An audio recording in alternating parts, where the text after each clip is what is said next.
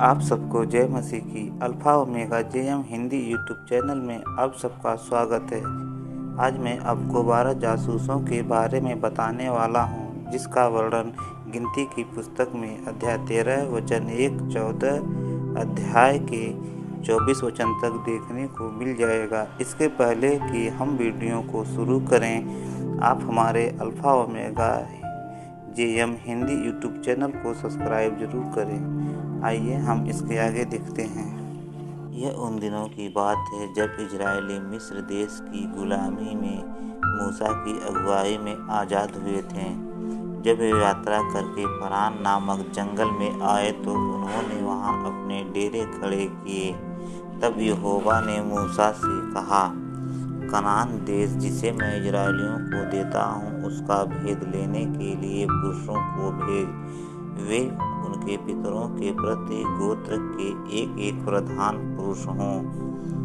यहोवा से यह आज्ञा पाकर मूसा ने ऐसे पुरुषों को पारान जंगल में भेज दिया जो सब के सब इजरायलियों के प्रधान थे। उनको कनान देश का भेद लेने को भेजते समय मूसा ने कहा, इधर से अर्थात दक्षिण देश होकर जाओ और पहाड़ी देश में जाकर उस देश को देख लो कि कैसा है, और उसमें बसे हुए लोगों को भी देखो कि वे बलवान हैं या निर्बल, थोड़े हैं या बहुत हैं, और जिस देश में बसे हुए हैं वह कैसा है, अच्छा है या बुरा। वे कैसी कैसी बस्तियों में बसे हुए हैं, और तंबुओं में रहते हैं या गढ़ अथवा किलों में रहते हैं, और वह देश कैसा है, उपजाऊ है या बंजर है, और उसमें वृक्ष है या नहीं।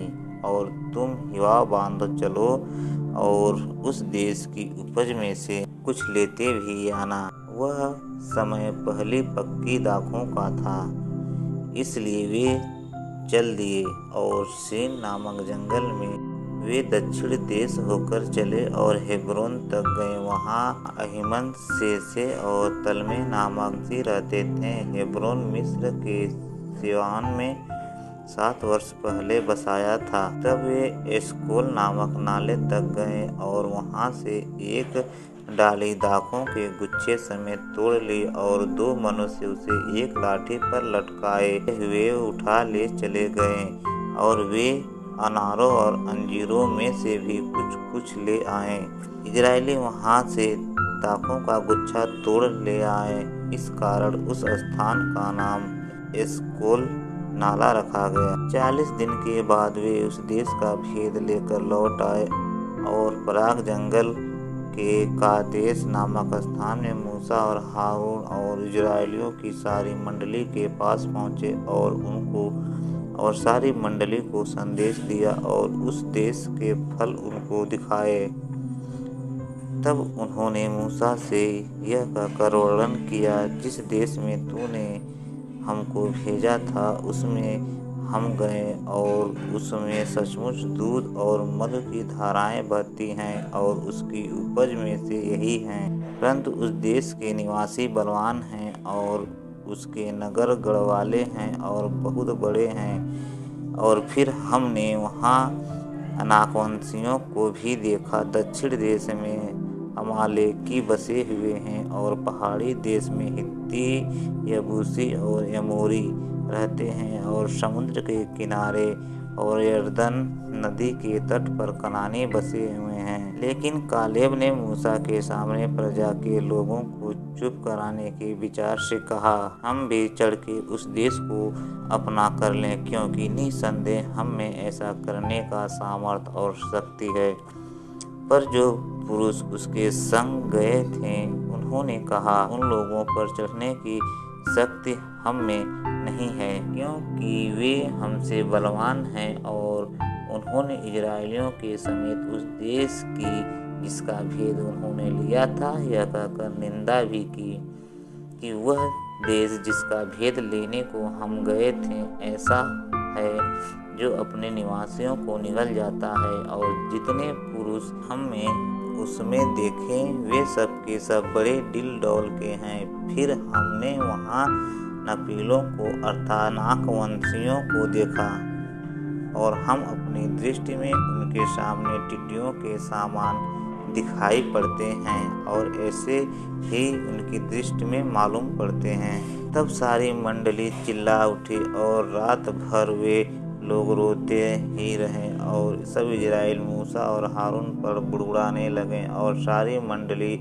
उनसे कहने लगी, भला होता कि हम मिस्र में ही मर जाते या इस जंगल में ही मर जाते। यहोवा हमको उस देश में ले जाकर क्यों तलवार से मरवाना चाहता है? हमारी स्त्रियां और बाल बच्चे तो लूट में चले जाएंगे, क्योंकि हमारे लिए अच्छा नहीं कि हम मिस्र देश को लौट जाएं। फिर वे आपस में कहने लगे, आओ हम किसी को अपना प्रधान बना लें और मिस्र को लौट चलें। तो मूसा और हारून इजराइलियों की सारी मंडली के सामने मुंह के बल गिर पड़े और नून का पुत्र यहोशू और यपुन्ने का पुत्र कालेब, जो देश में भेद लेने में से थे, अपने वस्त्र फाड़कर इजराइलियों की सारी मंडली से कहने लगे, जिस देश का भेद लेने को हम इधर उधर घूम कर आए हैं, वहाँ अत्यंत उत्तम देश है। यदि यहोवा हमसे प्रसन्न है तो हम उसको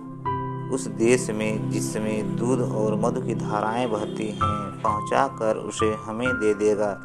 केवल इतना करो, तुम यहोवा के विरुद्ध बलवा न करो और न उस देश के लोगों से डरो, क्योंकि वे हमारी रोटी ठहरेंगे। छाया उनके ऊपर से हट जाएगी और यहोवा हमारे संग है, उनसे न डरो। तब यहोवा सारी मंडली चिल्ला उठी कि इन पर पथराव करो। तब यहोवा का तेज मिलाप वाले तंबू में सब इजराइलियों पर प्रकाशमान हुआ।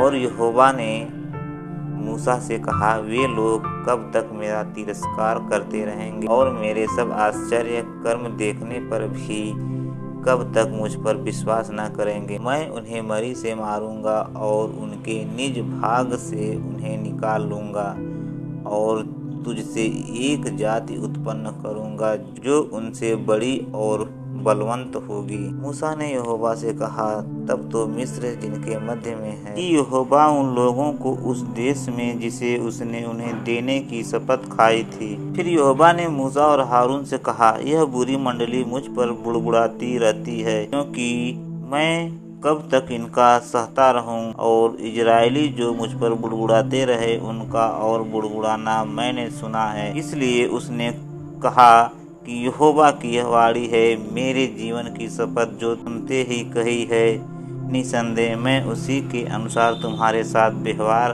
करूंगा ही। तुम्हारे सब इसी जंगल में पड़े रहेंगे और तुम सब में 20 वर्ष या उससे अधिक आयु के जितने गिने गए थे और मुझ पर बुड़बुड़ाते थे, उनमें से यपुन्ने के पुत्र कालेब और नून के पुत्र यहोशू को छोड़ कोई भी उस देश में जाने न पाएगा, जिसके विषय में मैंने शपथ खाई थी तुमको उसमें बसाऊंगा। परंतु तुम्हारे बाल बच्चे जिनके विषय में तुमने कहा है कि वे लूट में चले जाएंगे, उनको मैं उस देश में पहुंचा दूंगा और वे उस देश को जान लेंगे कि इन्हें तुच्छ जाना है। इसलिए तुम लोगों के शव इसी जंगल में पड़े रहेंगे और जब तक तुम्हारे शव जंगल में गल न जाएं, तब तक अर्थात 40 वर्ष तक तुम्हारे बाल बच्चे जंगल में व्यभिचार का फल भोगते हुए चरवाही करते रहेंगे। जितने दिन तुम उस देश का भेद लेते रहे, अर्थात 40 दिन, उसकी गिनती के अनुसार अर्थात 40 वर्ष तक तुम अपने अधर्म का दंड उठाए रहोगे। तब जान लोगे कि मेरा विरोध क्या है। मैं यहोवा यह कह चुका हूँ, इस बुरी मंडली के लोग जो मेरे विरुद्ध इकट्ठे हुए हैं, इसी जंगल में मर मिटेंगे। निसंदेह मैं ऐसा करूंगा भी। जब इन पुरुषों को मूसा ने उस देश का भेद लेने के लिए भेजा था, उन्होंने लौटकर उस देश की नामधराई करके सारी मंडली को कुड़कुड़ाने के लिए उभारा था। परंतु देश का भेद लेने वाले पुरुषों में से नून का पुत्र यहोशू और यपुन्ने का पुत्र कालेब दोनों जीवित रहे। पूरी घटना से हमें कुछ महत्वपूर्ण बातें सीखने को मिलती हैं। सबसे पहले हम देखते हैं, जब वे भेदिए कनान देश को भेद लेने के लिए गए तो उन्होंने वापस आकर जो कुछ कहा वह सच ही था। यद्यपि वह देश दूध और मधु की धाराओं वाला देश था, लेकिन उसमें रहने वाले लोग बड़े ही बलवान थे।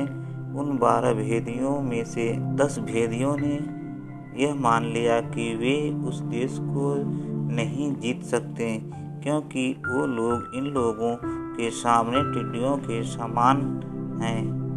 इन 10 लोगों ने यहोवा की प्रतिज्ञा पर विश्वास करने के बजाय भय को चुना, और वही भय उन्हें सारी मंडली के सामने फैला दिया, जिसने सारी मंडली के लोग मूसा और हारून पर बुड़बुड़ाने लगे। हे प्रियो, ये सभी 10 भेदिए कनान देश के नागवंशियों को देखकर डर गए और पहले ही हिम्मत हार गए थे, जबकि यहोवा ने वादा किया था कि वह देश उनको देगा। लेकिन ये लोग सोचने लगे कि हम उस देश को कैसे जीतेंगे, हम तो उसमें लड़ने के योग्य भी नहीं। हे प्रियो, इन 10 भेदियों ने अपने बड़े दिल डौल वाले लोगों को देखा था, परंतु वह यह नहीं देख पाए कि यहोवा उनसे भी बड़ा है। वह भूल गए थे कि परमेश्वर यहोवा उनकी ओर से लड़ने वाला परमेश्वर है। ऐसा ही हमारे साथ भी होता है। कई बार हम बड़ी बड़ी परिस्थितियों और चुनौतियों को देखकर डर जाते हैं और सोचने लगते हैं कि हम सब मुसीबतों से कैसे पार होंगे। लेकिन हे प्रियो, मैं आपसे कहना चाहता हूँ कि परीक्षा कितनी भी बड़ी क्यों न हो, मुश्किलें चाहे कितनी कठिन क्यों न हो, हमारा दुश्मन हमसे कितना ही बलवान क्यों न हो, हमारे यहोवा के लिए कुछ भी मुमकिन नहीं। वह हमारी मुश्किलों से बड़ा है और हमारे दुश्मनों से ज़्यादा सामर्थी है। तो हमारा भरोसा उस पर होना चाहिए और हमें विश्वास करना चाहिए कि यहोवा हमारी ओर है। तब आपकी सारी मुश्किलें आसान हो जाएंगे। जैसे यहोशू और कालेब ने यहोवा पर भरोसा रखा, और वहाँ भले ही हमारे शत्रु लोग हमसे बलवान हैं, लेकिन यदि यहोवा हमसे प्रसन्न है तो हम उस देश को जरूर अपने अधिकार में लेंगे। जब इजरायलियों में से फरान लोग कनान देश का भेद लेने के लिए गए तो से 10 लोग यह कहने लगे कि हम उन पर विजय नहीं पा सकते, लेकिन उनमें से यहोशू और कालेब ने कहते हुए जवाब दिया, पर जय पाने और हमारी मदद करेगा।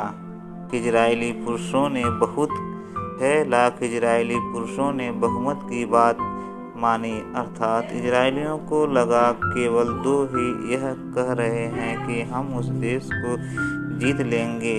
10 लोग ने कहा यह हम उसे नहीं जीत सकते, तो इजरायलियों ने उन 10 लोगों की बात का समर्थन करते हुए कहा, हम कनान पर कभी विजय नहीं पा सकते।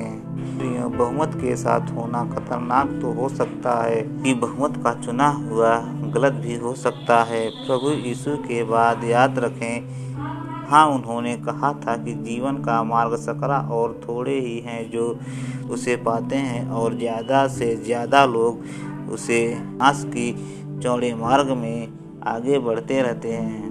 ध्यान रखें, यीशु की कलीसिया में केवल 11 लोग थे। हे प्रियो, आपसे यह जानना चाहता हूँ कि जब 10 लोग एक बात बोले और 2 उनसे बिल्कुल विपरीत बोलते, तो आप इसका साथ देंगे। हमें विश्वास है कि हम लोग बहुमत की ओर या बहुमत के साथ खड़े होंगे, लेकिन इस घटना से हमें यह देखते हैं कि परमेश्वर इन 2 लोगों अर्थात यहोशू और कालेब के साथ था। उनकी तरफ से अविश्वास और शैतान बाकी 10 लोगों की तरफ थे। इसलिए